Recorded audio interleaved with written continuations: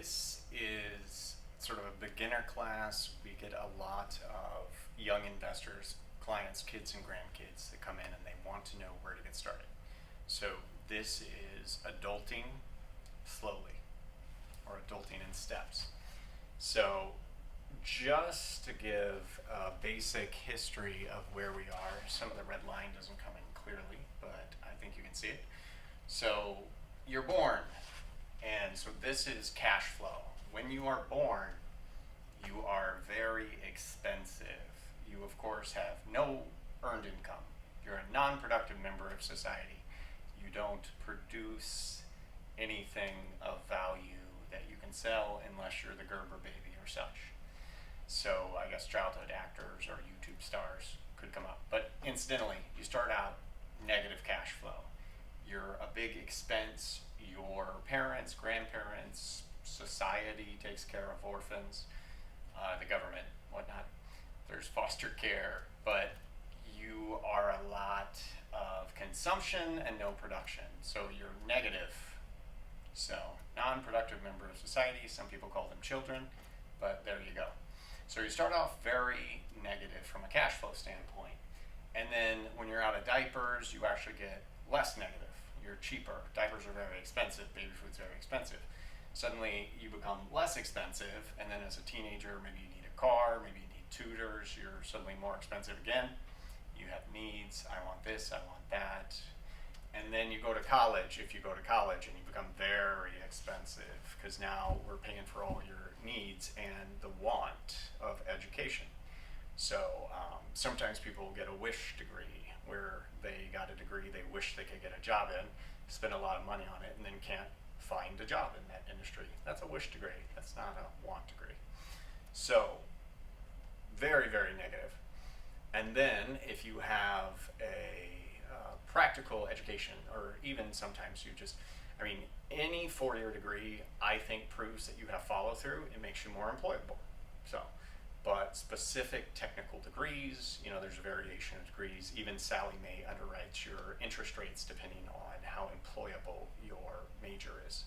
So, which, by the way, take note, like the people loaning you money for school have an opinion on whether or not you're going to be likely to be able to pay that money back. That's interesting. You should pay attention to that.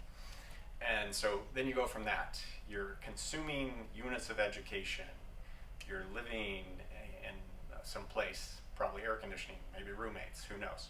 But you're eating, you're possibly partying, but you're not necessarily working. Maybe you're working a little to pay for it. But odds are you're not working enough to support yourself. And then boom, you graduate. You're an adult, right? Boom, instantly, like that. You get your first job, you go from negative $40,000, $50,000 a year to suddenly you're making 60, 50, 60, 70, who knows, maybe 100 grand, depends, but like a light switch, you just became a productive member of society. So this is a cash flow chart.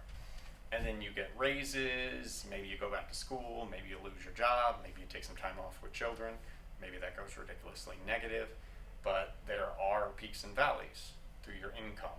You can actually, for the older clients that watch this, if you look at your Social Security statement, the one you get from the government, it shows all your wages historically, and you'll see this wage growth. You can almost plot this on that Social Security statement that shows how much you paid into Social Security. And then you get to a point where you don't want to or can't work anymore.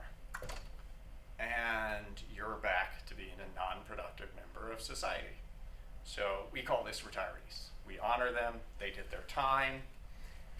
Hopefully they invested and have working capital so they don't work, they don't provide for their own needs anymore, but their working capital does. So if it doesn't, there's a safety net. There's Medicare, there's Medicaid.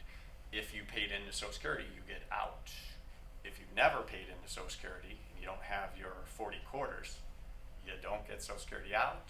There are some spousal benefits and some other things. But essentially, think of life from a cash flow statement almost as a bell curve. We all start out in diapers. Hopefully we don't end up in diapers, but it does happen.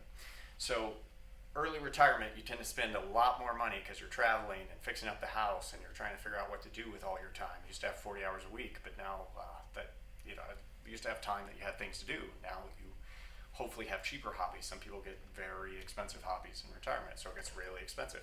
And then after you've been retired a while, you start spending less money, and then generally in the last couple of years, expenses peak because of health issues and who knows.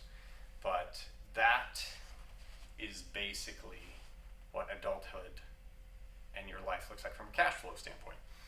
Now, hopefully, you didn't take too much student loan debt in college.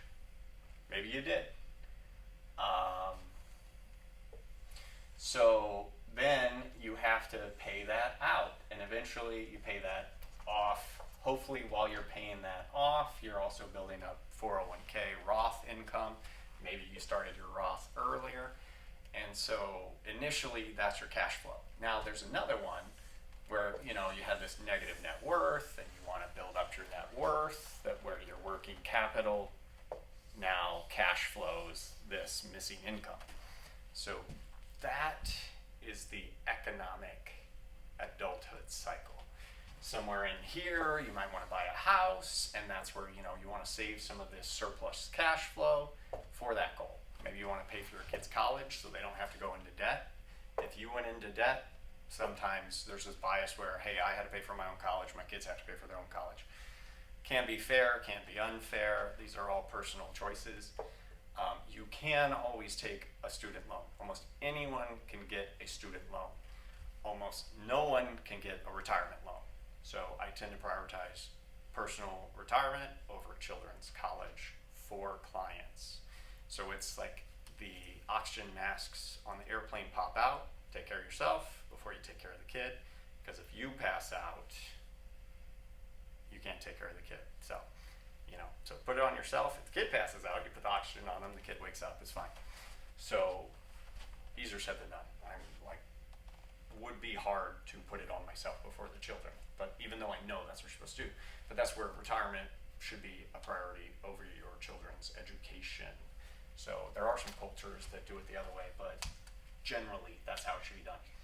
So from that concept, and by the way, we're all adulting through this, and we all make childish mistakes along the way. Life's very complicated, none of us are good at everything.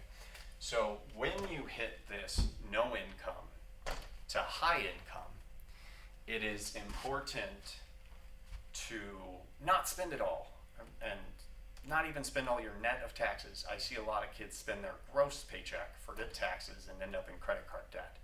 Or they'll waste their 20s, and then suddenly they think, oh, okay, now I'm in my 30s, it's time to grow up and have a family and stuff. Well, you lost a decade, and you lost a very important decade economically.